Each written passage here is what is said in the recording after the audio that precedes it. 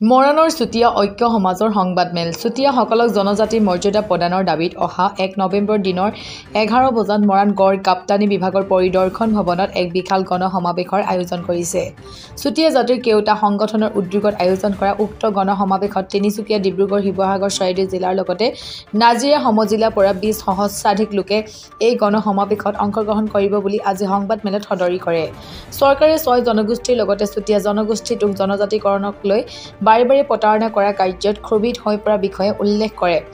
অহা নৱেম্বৰৰ ভিতৰত জনগোষ্ঠীয়ে জনজাতিকৰণ নাপালে অনাগত দিনত গণতান্ত্ৰিক আন্দোলনৰ পৰা জংগী আন্দোলনৰ কাৰ্যসূচী ৰূপায়ণ কৰিব বুলি সকিয়নি প্ৰদান কৰে। সংবাদমেলত সদৌ অসম চুতীয়া ছাত্ৰ সন্থা মুখ্য উপদেষ্টা ক্ষীৰোদ শইকীয়া, সদৌ চুতীয়া জাতি সন্মিলনৰ সাধাৰণ সম্পাদক আৰু চুতীয়া জাতি সন্মিলনৰ সভাপতিয়ে চুতীয়াসকলক জনজাতিৰ মৰ্যাদা প্ৰদানৰ দাবীত অহা ১ নৱেম্বৰ তাৰিখে দিনৰ ১১ বজাত মৰাণ নগৰৰ মাজমজিয়াত চুতীয়া জাতিৰ কেওটা ভাতৃ ভগ্নী সংগঠনৰ যৌথ উদ্যোগত এক বিশাল গণসমাৱেশৰ আয়োজন কৰিছোঁ।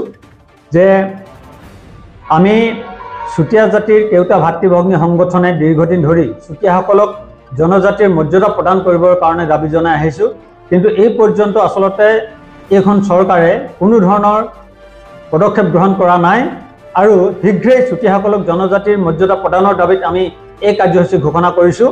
আৰু এই কাৰ্যসূচীত আমি চুতীয়া জাতিৰ সকলো স্তৰৰ ৰাইজক দলে বলে অংশগ্ৰহণ কৰিবৰ কাৰণে আমি আহ্বান জনাইছোঁ। আৰু মৰাণৰ লগতে সমগ্ৰ অসমৰ 4টা স্থানত ধেমাজি, গোলাঘাট, যোৰহাট আৰু মৰাণত 4টা স্থানত আমি গণসমাৱেশৰ আয়োজন কৰিছোঁ। আৰু এই গণসমাৱেশৰ জৰিয়তে আমি এইখন চৰকাৰক আচলতে সকীয়াই দিব বিচাৰিছোঁ যে শীঘ্ৰেই যদিহে চুতীয়াসকলক জনজাতিৰ মৰ্যাদা প্ৰদান নকৰে তেন্তে অনাগত দিনত আমি বিজেপি চৰকাৰৰ বিৰুদ্ধে আমি ইয়াতকৈ কঠোৰ স্থিতি গ্ৰহণ কৰিবৰ কাৰণে আমি বাধ্য হ'ম। মই সদৌ চুতীয়া জাতি সন্মিলন অসমৰ সাধাৰণ সম্পাদক। যিহেতু আমি ১ নৱেম্বৰ দিনা আমি সমাৰোহ অনুষ্ঠিত কৰিব লৈছোঁ, যিহেতু আমি জনজাতিকৰণৰ ক্ষেত্ৰত আমি বহুবাৰ প্ৰতাৰণা হৈছোঁ, সেয়েহে আমি সমগ্ৰ অসমত চুতীয়াসকলে জাগৃত হ'ব। যিহেতু আমি জনজাতিৰ কাৰণে কেইবাবাৰ আলোচনা কৰাৰ পাছতো আমাক প্ৰতাৰণা কৰিছে। সেয়েহে আমি মৰাণত শিৱসাগৰ, ডিব্ৰুগড়, চৰাইদেউ, নাজিৰা আৰু তিনিচুকীয়া জিলাক লৈ আমি যিহেতু গণসমাৱেশ কৰিব বিচাৰিছোঁ, আমি হিংসাত্মক গণসমাৱেশ কৰিব বিচৰা নাই। আমি জাতিগত হিচাপে যিটো আমি ন্যায্য প্ৰাপ্য দাবী তাৰ ওপৰত আমি সাব্যস্ত কৰিবৰ কাৰণে আমি যিহেতু সমাৱেশ অনুষ্ঠিত কৰিছোঁ।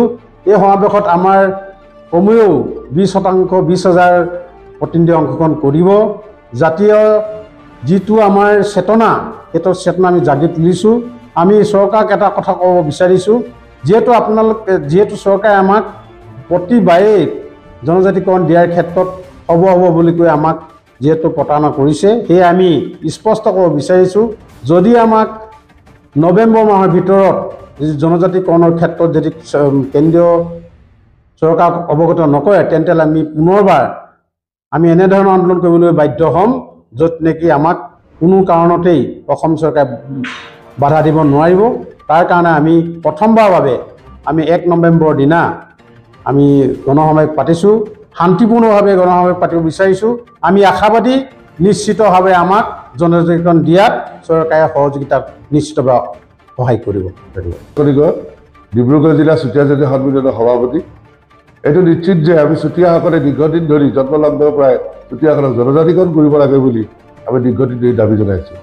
হলগৰি খিলঞ্জীয়া চুতীয়া হিচাপে জনজাতিকৰণৰ কাৰণে যিখিনি বৈশিষ্ট্য লাগে সেইখিনি আমাৰ সম্পূৰ্ণ আছে। আমি অনাগত দিনত বিগত দিনতো বিভিন্ন সময়ত বিভিন্ন ধৰণৰ গণতান্ত্ৰিক আন্দোলনৰ কাৰ্যসূচী লৈ আহিছোঁ, কিন্তু চৰকাৰে আমাক বাৰে বাৰে প্ৰতাৰণা কৰি আহিছে। আমাৰ লগত আলোচনা কৰাৰ পাছতো আমাক প্ৰতাৰণা কৰিছে। কিন্তু এইবাৰ চুতীয়াসকলে ইয়াৰ বিকল্প বিচাৰি আমি গণতান্ত্ৰিক তীব্ৰ আন্দোলন কৰিম। অহা ১ নৱেম্বৰ তাৰিখে উজনি অসমৰ 5খন জিলাৰ মৰাণ চহৰত সমবেত হৈ বিশাল গণসমাৱেশেৰে আমি চৰকাৰে বাৰ্তা দিম যে যদিহে আমাক অনাগত দিনত জনজাতিকৰণৰ মৰ্যাদা নিদিয়ে ইয়াতকৈ আমি তীব্ৰ আন্দোলন গঢ়ি তুলিম। তাৰ বাবে যদি কিবা আইন শৃংখলাজনিত পৰিস্থিতিৰ সৃষ্টি হয়, বাস্তৱ পৰিস্থিতি যদি সলনি হয়, চৰকাৰে ইয়াৰ বাবে জগৰীয়া হ'ব। ধন্যবাদ।